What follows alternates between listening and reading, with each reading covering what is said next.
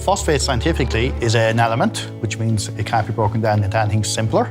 But most importantly, it's a macronutrient for every living thing on this earth. And in fact, this universe, if you think of it that way. The thing about phosphate is that phosphate really means food. So without phosphate, no food. And that is really the problem, that if we are not looking after our phosphate resources, then we might run out of food eventually. As the population of the world increases, there's a requirement for more food production. So the use of phosphate to make plants grow better is actually just being industrialized. So it's probably after the Second World War where there was really an increase in both population and mechanization that really started the big use of fertilizers, and phosphate is one of the most important components of fertilizers. So over time, we're really beginning to deplete the high-value phosphate deposits, and we're now going into the ones that are going to require more effort, more money to actually get the phosphate to grow the plants.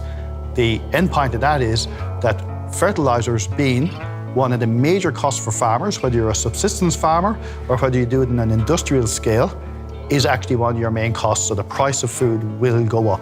The phosphate rock that is mined today is of relatively high quality, but as more and more of it gets used, the quality of the remaining deposits gets less and less. So what that often implies is that the phosphate is laced with additional contaminating agents, in particular heavy metals. And of course, heavy metal accumulation in the soil causes problems with poisoning of plants and animals. So that if that gets into our food chain, that can have major consequences. So already we see that arsenic poisoning is a big problem in developing countries such as Pakistan, where farmers use a less high-quality phosphate resource, and then they have additional problems with the arsenic that comes with those poorer quality sources of phosphate rock. With phosphate, if we don't really seriously start making inroads to solve this problem, it will get to the stage where it's too late. We only have enough food reserves in the world probably for 3 to 6 months.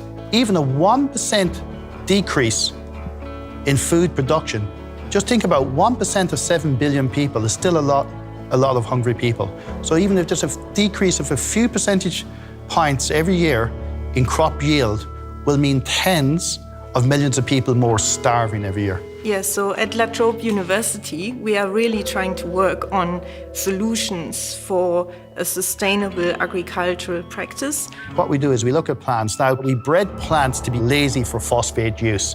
It was something that was always there, so we bred out how they use it efficiently. And what we're trying to do now is to figure out what we lost in those plants, and what we have to do is figure out a way how to get that back into our elite agricultural crops so we can keep the yields but put in less resources. It's just important to realize that these resources are not indefinite and that we have to apply our best stewardship to help protect these resources and ensure that future generations can also live a comfortable life and